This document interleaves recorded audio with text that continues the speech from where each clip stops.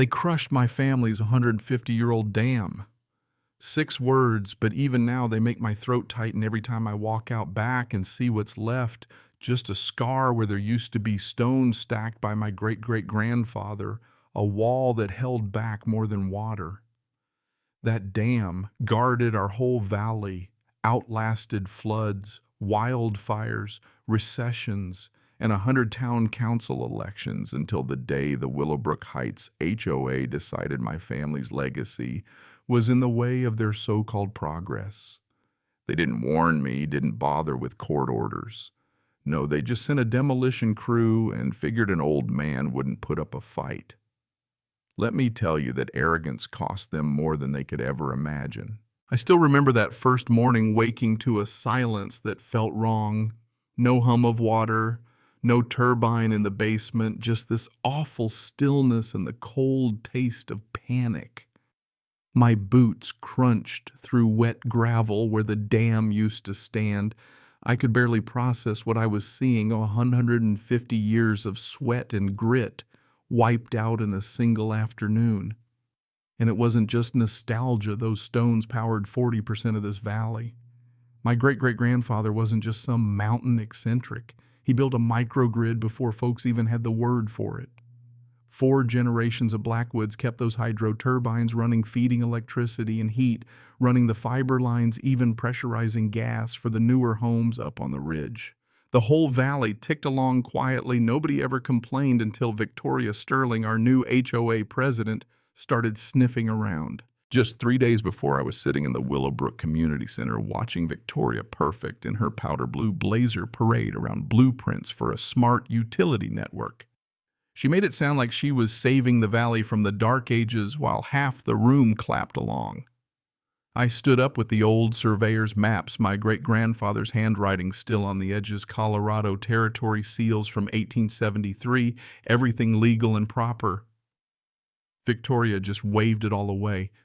If it's not digital and registered in the current system, it doesn't count, she said, all sugar and steel.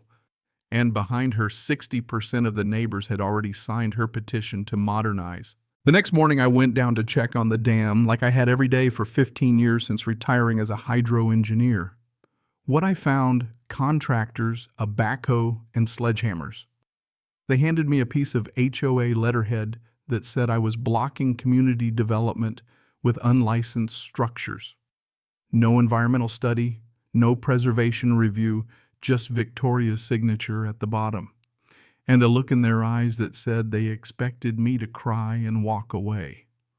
I watched them smash those stones, knowing every swing was killing a part of this valley's heartbeat. What Victoria didn't know is I spent decades teaching hydroengineering at Colorado State. And before that, I built emergency infrastructure for the federal government. There's a backup system in the limestone caves under my land that would make most engineers whistle. I made 2 phone calls that day. One to my daughter Emma, a tech attorney in Denver, who lives for corporate bullies like Victoria, and one to Ethan Walker, a former student who now runs a team for Colorado's biggest utility company. That afternoon, I found fresh drill marks on the dam foundation. Victoria hadn't just rushed a demo crew. She'd deliberately weakened the dam ahead of time, set me up to look like a public danger. That was her fatal mistake. She figured nobody would question her, especially not a stubborn old man. But she'd just declared war on the guy who built the very system she wanted to replace. That night, as the valley flickered with generator lights and the smart network faltered, I sat at my kitchen table and smiled. My students worked all over Colorado, and my family's name still meant something in these hills. The next morning, Ethan called. "Jerry, we've got a problem. The grid's about to collapse. Taking out your dam didn't just hurt you, it's going to cascade." Without the dam, power surged, fiber cables overheated, gas lines lost pressure, the whole valley on the edge of disaster. By noon, the big data center went dark. No Amazon deliveries, no internet dead zones spreading. Residents started showing up at my door asking questions. Victoria couldn't answer. Instead of backing down, Victoria doubled down. She served me a certified letter accusing me of environmental negligence and obstruction. I had 24 hours to clear the debris or face legal action. At that point, I knew this was never about modernization. It was about power and money and one woman's need to steamroll anyone in her way. But I wasn't alone anymore. Emma took time off and started digging. She found out Victoria was a silent partner in Grid Tech Innovations, the very company poised to make millions off the smart grid installation. Each homeowner would pay $25,000 plus monthly fees, and Grid Tech would own all the usage data for resale. Progress? No, just profit dressed up like community service. But the real twist, Victoria's brother Marcus is an FBI agent specializing in infrastructure security. She'd fed him a fake story about me running unlicensed, potentially dangerous systems. So he started an investigation. Marcus wanted a promotion, and this was his big case. Ethan, meanwhile, discovered that utility inspectors had been bribed for weeks to look the other way. $37,000 in payoffs, Victoria's signature on half the documents. The deeper we looked, the uglier it got. Then Beverly Hughes, a neighbor who never trusted Victoria's plan, reached out. She'd been secretly recording HOA meetings and had proof of Victoria plotting to remove the Blackwood problem permanently. Victoria laughed about old men and their legacy, bragged she could have my backup seized as illegal. That was the last straw. I called a meeting at the firehouse, and this time I invited the press. The showdown was set. Victoria showed up with lawyers and a federal marshal. She tried to block my demonstration, claimed it was a Homeland Security threat, but Sheriff Morrison, who used to fish at my dam when he was a kid, stood by me. When I fired up the backup system, the whole valley lit up. Perfect power, steady gas, cool internet, like nothing ever broke. People cheered, asked why the HOA destroyed something that worked better than anything Grid Tech ever sold. Victoria panicked, shouting about safety, federal law, anything to get the crowd back on her side. But when Emma showed the documents tying Victoria to Grid Tech profits and played Beverly's recordings, the room turned. Morrison played a tape of Marcus trying to manufacture charges against me. The marshal packed up and left. Victoria's federal shield was gone. The Valley united in outrage. Beverly started a petition to oust Victoria. Others talked class action suits.